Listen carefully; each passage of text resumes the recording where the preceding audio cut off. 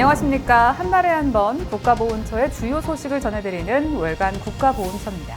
놓쳐서는 안 될 다양한 정책과 소식들 지금부터 알아보도록 하겠습니다. 그동안 대상별로 제각각 나뉘어 있던 국가보훈 등록증이 오는 6월부터 하나로 통합됩니다. 국가보훈처는 올해 국가보훈 대상자 총 66만 명을 대상으로 개선된 국가보훈 등록증을 발급할 예정입니다. 새롭게 발급되는 국가보훈 등록증에는 주민등록번호와 이름은 물론 보훈 번호와 주소, 보훈 대상자 구분과 등급, 훈격 등이 기재되며 휴대전화에 저장해 사용할 수 있는 모바일 등록증도 함께 발급할 예정입니다. 보훈처는 이를 위해 3월 말까지 법령 개정을 마친 후 4월부터 5월까지 시범 발급을 거쳐 호국 보훈의 달인 6월부터 전국 27개 모든 보훈관서에서 발급을 시작해 2024년 12월까지 완료할 계획입니다. 지난 1월 6일 서울지방보훈청에서는 순직 경찰관의 어린 자녀에게 재활치료 지원금이 전달됐습니다.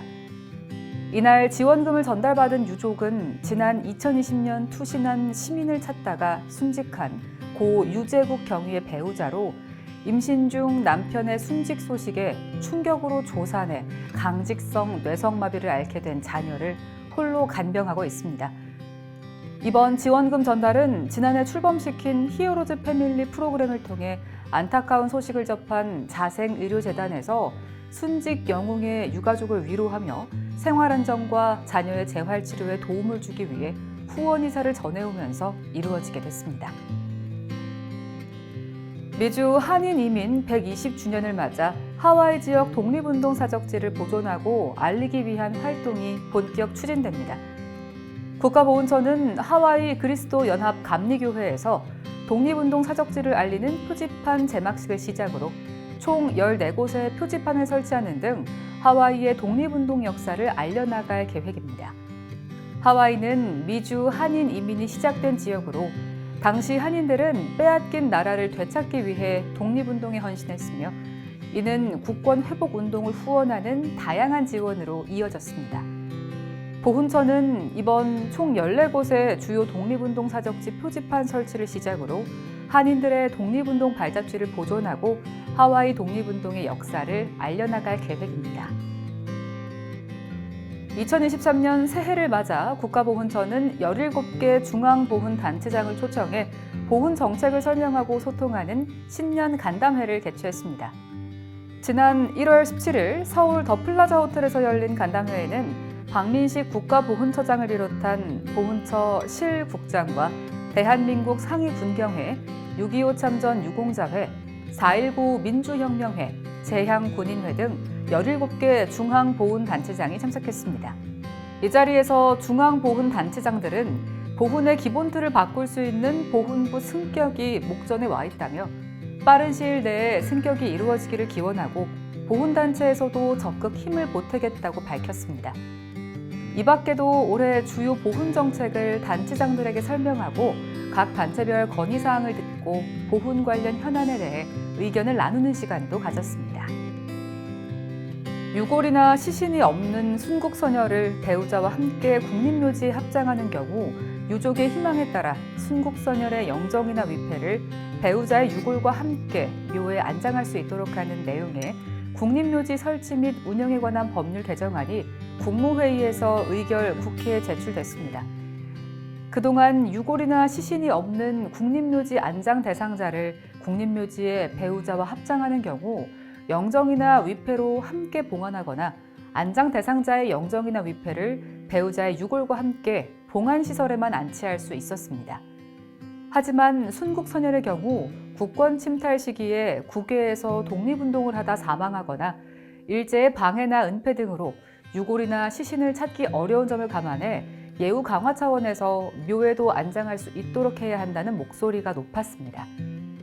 이번에 법률 개정이 추진됨에 따라 현재 서울 현충원에 위패로 봉안되어 있는 독립운동가 최재형 선생의 묘 복원이 가능해질 전망입니다. 지난 설 연휴 기간 전국의 국립묘지와 보훈병원 등에서는 비상근무 체계가 가동됐습니다. 전국 12개 국립묘지는 올해 설 연휴에도 완전 개방됐으며 참배객을 위해 각종 교통 편의와 안전 대책을 비롯해 안장 업무 등도 정상 운영했습니다. 전국의 보훈병원은 응급실 근무 인원 보강을 통해 24시간 운영했으며 전국의 580개 지정 위탁병원에서도 지역별로 일부 응급실을 운영해 보훈가족들의 진료를 지원했습니다. 한편 전국의 8개 보훈요양원에서는 사전 예약제를 통해 접촉 및 비접촉 면회를 동시에 시행했습니다. 지난 1월 19일 세종청사에서는 중앙부처 중 처음으로 국가보훈처와 국가보훈처 공무원 노동조합이 노사 상생협의회를 개최했습니다. 이 자리에서는 노사가 약속한 노동조합 활동 보장과 인사 및 교육 훈련, 근무 조건과 후생복지, 고충 처리와 재해 보상 등의 이행 상황을 점검하고 미흡한 부분에 대해서는 빠른 실행 방안을 논의했습니다. 한편 박민식 국가보훈처장과 국가보훈처 공무원 노동조합은 이날 오전 세종청사에서 설 명절을 맞아 출근길 전통놀이 한마당을 통해 화합과 사기 증진을 도모하기도 했습니다.